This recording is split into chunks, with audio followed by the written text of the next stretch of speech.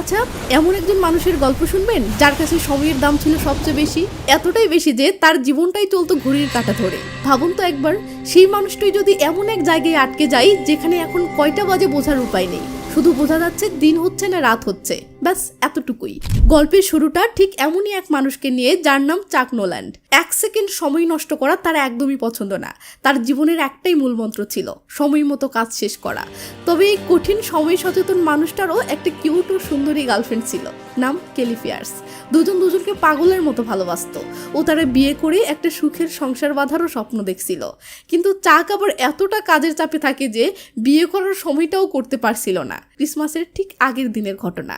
Girlfriend অনেক আশা নিয়ে plan করেছে ক্রিসমাসের সন্ধ্যায় তারা একসাথে অনেক রোমান্স করবে, কিন্তু হঠাৎ করেই সিদ্ধান্ত হয় কোম্পানির জরুরি কাজে চাককে মালয়েশিয়া চলে যেতে হবে। লে জ্বালা, কেলির গরম রোমান্সে পানি পড়ে যায়। তবে চাক তার গার্লফ্রেন্ডকে বুকে টেনে নিয়ে কথা দেয় নিউ ইয়ারের আগেই সে যেভাবেই হোক ফিরে আসবে। তো বিমানবন্দরে বিদায় জানানোর সময় কেলি তার ভালোবাসার চিহ্ন হিসেবে চাককে একটা হাত ঘড়ি উপহার দেয়, যেটার ভিতরে কেলির নিজের একটা মিষ্টি ছবি আছে। কেলি চাচ্ছে এই ঘড়িটা যেন চাককে সবসময় তার কথা মনে করিয়ে দেয়। তো কেলির কাছ থেকে বিদায় নিয়ে চাক প্রাইভেট প্লেনে চড়ে বসে ও রওনা দেয়। সব ঠিকঠাকই যাচ্ছিল, কিন্তু প্লেনটা প্রশান্ত মহাসাগরের উপরে আসতেই হঠাৎই ভয়ঙ্কর এক ঝড় এসে প্লেনটাকে ঘিরে ধরে। পাইলটরা অনেক চেষ্টা করেও আর নিয়ন্ত্রণ রাখতে না পারলে এই গেল। মুহূর্তের মধ্যেই প্লেনটা সমুদ্রের উত্তাল ঢেউয়ের উপর আছড়ে পড়ে ও এক ভয়ঙ্কর ঝাঁকুনিতে সবকিছু তছনছ হয়ে যায়। চাক কোনো মতে প্লেনের ভাঙা অংশ থেকে বেরিয়ে আসতে দেখে সে এক মৃত্যু ফাঁদে আটকে পড়েছে। চারিদিকে তুমুল বৃষ্টি আর সমুদ্রের দানবীয় ঢেউ তাকে গিলে খেতে আসছে।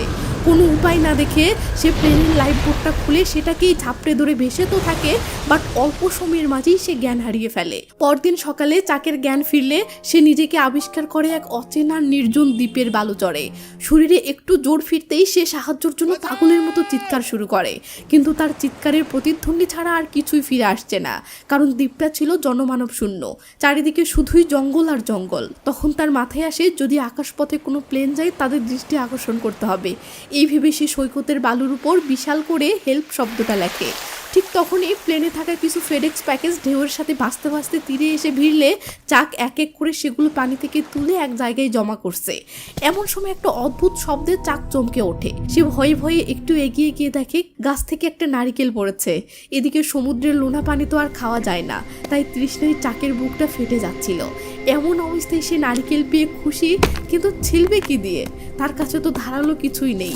অবশেষে অনেক চেষ্টার পর সে একটা ধারালো পাথরের কোনায় ঘষে ঘষে একটা নারিকেলে ছিদ্র করতে সফল হয় ও সেই পানিটুকু খেয়ে যেন নতুন করে প্রাণ ফিরে পায়। এরপর দ্বীপ থেকে বের হওয়ার কোনো পথ আছে কিনা তা দেখতে চাক খালি পায়ে সমুদ্রে নামলে পানির নিচে থাকা ধারালো প্রবালে তার পা খুবই জঘন্যভাবে কেটে যায়। তখন সে অনেক কষ্টে খুঁড়িয়ে খুঁড়িয়ে দ্বীপে ফিরে আসে ও তার ছেঁড়া প্যান্টের কাপড় দিয়েই ক্ষতটা বাঁধে, সেই সাথে সেটা দিয়েই জুতো বানিয়ে নেয়।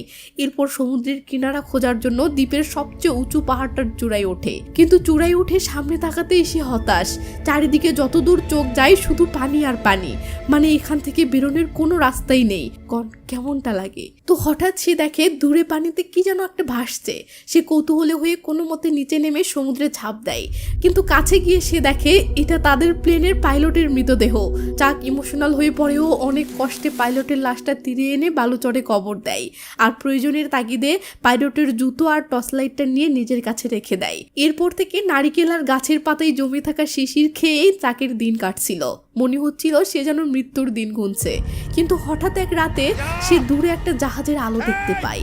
বাঁচার আশায় সে পাগলের মতো চিৎকার করতে থাকে ও টর্চ লাইট জ্বালিয়ে সংকেত দিতে থাকে, কিন্তু জাহাজটা অনেক দূরে থাকায় তার সেই ক্ষীণ চিৎকার বা দুর্বল আলো তাদের পর্যন্ত পৌঁছায় না। তো এই চেষ্টাও যখন বিফলে গেল, চাক বুঝতে পারলো এখানে বসে থাকলে মৃত্যু ছাড়া আর কোনো গতি নেই, কেউ তাকে বাঁচাতে আসবে না, যা করার তাকে নিজেকেই করতে হবে। এই ভেবে সে তার সেই ভাঙাচোরা লাইফ বোটটা নিয়েই আবার সমুদ্রে নামে।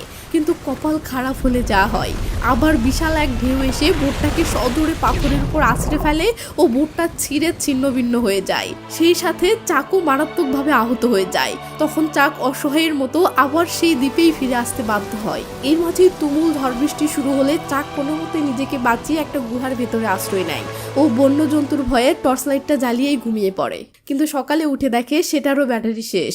সব আশার আলো যখন এক এক করে নিভে যাচ্ছিল, তখন তার চোখ পড়ে সেই ফেডেক্সের প্যাকেটগুলোর দিকে। দরকারি কিছুর সন্ধানে চাক এক এক করে মোড়ক মোড়কগুলো খুলতে থাকে। একটি থেকে বেরিয়ে আসে ভলিবল।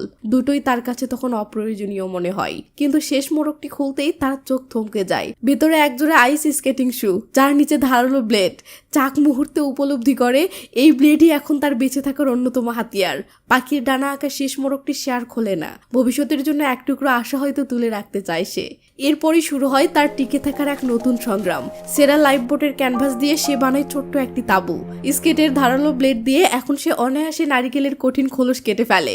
জালের মতো পোশাকটির নেট ছিঁড়ে গাছের ডালের সাথে বেঁধে সে বানিয়ে ফেলে মাছ ধরার এক চমৎকার জাল। সেই জালে ধরা পড়া মাছটাই হয় তার জীবনের প্রথম কাঁচা খাবার। এরপর আদিম মানুষের মতো করেই আত্মরক্ষার শিকারের জন্য ঘন্টার পর ঘন্টা ঘষে ঘষে একটি গাছের ডালকে সে বানিয়ে তোলে বল্লমের মতো ধারালো। সেই বল্লম দিয়ে এখন সে সহজেই কাঁকড়া শিকার করে। কিন্তু মাছ, কাঁকড়া এভাবে সে কাঁচা আর খেতে পারছে না। তখন সে আগুন জ্বালানোর জন্য দুটো শুকনো কাঠ অনেক ঘষে বাট ব্যর্থ হয়। এক পর্যায়ে ঘর্ষণে তার হাত কেটেই রক্ত ঝরতে থাকে। চাক তখন তীব্র রাগ, ক্ষোভ আর যন্ত্রণায় হাতের কাছে থাকা সেই ভলিবলটাকে ছুঁড়ে ফেলে দিলে ঘটে এক অদ্ভুত ঘটনা। তার হাতের রক্ত লেগে ভলিবলটির উপর মানুষের মুখের মতো একটা ডিজাইন হয়ে গেছে, যা দেখে চাকের মাথায় এক অভিনব ভাবনা খেলে যায়। সে দ্বীপের এই চরম একাকিত্ব আর অসহায়ত্ব কাটাতে তার রক্তের দাগ দিয়েই বলটার উপরে চোখ মুখ এঁকে তাকে এক জীবন্ত সঙ্গী হিসেবে কল্পনা করে নেয় ও তার নাম দেয় উইলসন। এরপর থেকে সে উইলসনের সাথেই কথা বলতে শুরু করে। আশ্চর্যজনকভাবে উইলসনের সাথে কথা বলতে বলতেই একদিন তার ঘষা কাঠের বুক থেকে ধোঁয়া উঠতে থাকে এবং কিছুক্ষণ জ্বলার পরেই ধপ করে জ্বলে ওঠে বহু কাঙ্ক্ষিত সেই আগুন। দ্বীপে আটকা পড়ার পর এই প্রথমবার চাক এতটা খুশি, সে শিশুর মতো উল্লাসে চিৎকার করে ওঠে, আমি পেরেছি, আমি আগুন জ্বালিয়েছি। এই সামান্য সাফল্যই তাকে বেঁচে থাকার জন্য এক অদম্য আত্মবিশ্বাস এনে দেয়। এই আগুন কেবল তাকে রান্না করা খাবারই দেয় না, দেয় নতুন করে বাঁচার প্রেরণা। এরপর থেকে সে কাঁকড়া পুড়িয়ে খায় আর তার একমাত্র সঙ্গে উইলসনের সাথে কথা বলে দিন কাটায়। আদিম মানুষের মতোই চাক এখন গুহার ভিতরে থাকতে শুরু করে আর গুহার দেয়ালে ছবি এঁকে সময় কাটায়। তার মধ্যে একটি ছবি তার প্রেমিকা কেলির। এত কিছুর পরেও এক মুহূর্তের জন্য সে কেলিকে ভোলেনি। কেলির প্রতি তার অদম্য ভালোবাসাই তাকে প্রতিনিয়ত শক্তি যোগাচ্ছে। প্রায়ই সে কেলির ছবির দিকে তাকিয়ে ভাবে তার ভালোবাসার মানুষটি তার পাশেই আছে, আর এই ভাবনাটাই তাকে মানসিকভাবে ভেঙে পড়তে দেয় না। এইভাবেই কেটে যায় দীর্ঘ 4টি বছর। চাক এখনো সেই দ্বীপেই বন্দী। চুল দাড়ি বেড়ে চেহারাটা হয়েছে এক জঙ্গলি মানুষের মতো। শীর্ণ রোদে পোড়া শরীরটা নিয়ে সেই বন্য জীবনকেই মানিয়ে নিয়েছে, যেখানে তার সঙ্গী বলতে শুধুই একটা ভলিবল, যা তার কল্পনার উইলসন। একদিন সমুদ্রের তীরে বসে থাকার সময় ঢেউয়ের সাথে এক বিশাল ধাতব পাত ভেসে আসতে দেখলে তার মাথায় নতুন একটা পরিকল্পনা আসে। সে একটা ভেলা বানাবে এবং এই পাতটাকে পালের মতো ব্যবহার করে এই নরক থেকে পালানোর শেষ চেষ্টা করবে। কিন্তু ভেলা বানানোর জন্য বড় গাছ কাটবে কি দিয়ে? হঠাৎ তার একটা আইডিয়া আসে ও সে গাছের গোড়ায় আগুন ধরিয়ে একটু একটু করে পুড়িয়ে সেগুলোকে ফেলতে শুরু করে। সে গুহার দেয়ালে পাথরের আঁচড়ের দিন তারিখের হিসাব রাখে। সে উইলসনকে বোঝায় আর মাত্র 1.5 মাস পরেই এপ্রিলে বাতাস অনুকূলে থাকবে, আর তখনই তারা ভেলা ভাসাবে। ভেলা বাঁধার জন্য তার প্রায় 475 ফুট লম্বা দড়ির প্রয়োজন। তাই সে এখন থেকেই গাছের ছাল ছাড়িয়ে সেই দড়ি বানানোর কঠিন কাজ শুরু করে দিয়েছে। আর তার চোখে বাঁচার নতুন এক আশা ঝলমল করতেছে। অবশেষে এবার কি সে পারবে এই সমুদ্রের সাথে যুদ্ধ করে সভ্য জগতে ফিরতে, নাকি তার এই শেষ চেষ্টাও ব্যর্থ হবে? তো অবশেষে সেই দিন আসে। অনুকূল বাতাস বইছে, যা দ্বীপ ছাড়ার জন্য একদম সঠিক সময়। রওনা দেওয়ার আগে চাক একটা পাথরের উপর কাপা কাপা হাতে লেখে, চাকনোল্যান্ড এখানে 1500 দিন ছিল। আর তার ঠিক নিচেই কেলির জন্য লেখে, আমি ওকে খুব ভালোবাসি। সে ভাবতেছে সে যদি কখনো সমুদ্র পাড়ি দিতে গিয়ে ডুবে মারা যায়, তাহলে যেন এই পাথর খণ্ড থেকেই একদিন কেলি তার ভালোবাসার শেষ বার্তাটা পায়। তো বন্ধু উইলসন আর তার কোম্পানির সেই না খোলা শেষ পার্সেলটিকে সাথে নিয়ে চাক তার বানানো ভেলায় চড়ে ওইথে সমুদ্রে পাড়ি জমায়। প্রচন্ড ঢেউয়ের আঘাতে ভেলা প্রায় ভেঙে যাওয়ার উপক্রম, কিন্তু এবার ভাগ্য তার সহায় হয়। সে কোনো মতে সেই উত্তাল ঢেউ পার হয়। কিন্তু এরপর কোন দিকে যাবে, কতদিন এভাবে ভাসতে হবে, সে সব কিছুই বুঝতে পারে না। সে মাছ শিকার করে আর নারকেলের খোলে বৃষ্টির পানি জমিয়ে কোনো মতে টিকে থাকে। একদিন এক ভয়ঙ্কর ঝড় চাকের জীবনে নেমে আসে। ঝড় যখন থামে, ভোরের আলোয় ঘুম ভাঙতেই চাকের বুকের ভিতরটা হিম হয়ে যায়। তার বন্ধু উইলসন ভেলাই নেই। ঢেউয়ের তোড়ে সে পানিতে ভেসে যাচ্ছে। চাক নিজেই জীবনের কথা না ভেবে পানিতে ঝাঁপিয়ে পড়ে। বাট সে যখন ডুবে যাওয়ার উপক্রম হয়, তখন কোনো মতে ভেলায় ফিরে এসে সে বিলাপ করতে শুরু করে, উইলসন আমাকে ক্ষমা করে দিস, আমি তোকে বাঁচাতে পারলাম না।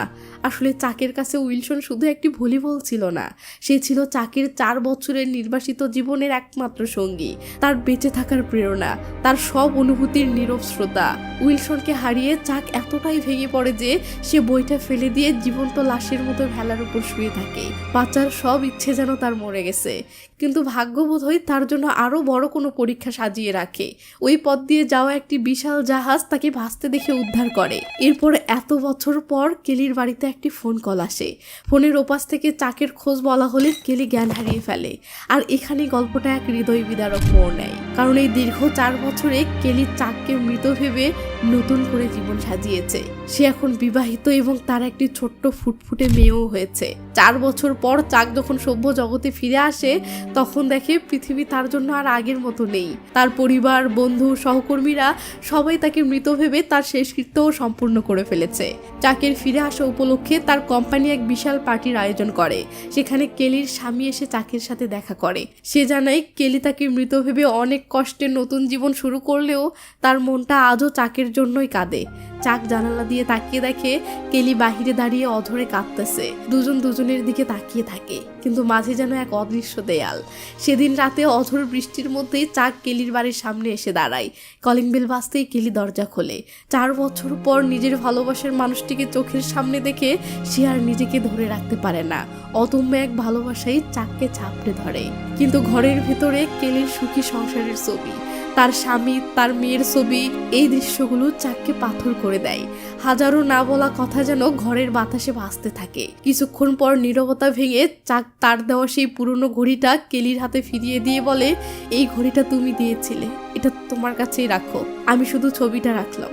জানো, ছবিটা ঝাপসা হয়ে গেছে, আসলে অনেক সময় পার হয়ে গেছে তো তাই। কেলি চাককে তাদের পুরনো গাড়িটা ফিরিয়ে দিয়ে ভেজা গলায় বলে, চাক তুমি তো কথা দিয়েছিলে নিউ ইয়ারের সন্ধ্যায় ফিরে আসবে।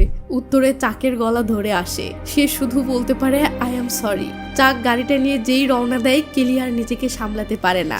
সে চাক বলে চিৎকার করে কাঁদতে কাঁদতে গাড়ির পিছনে দৌড়াতে থাকে।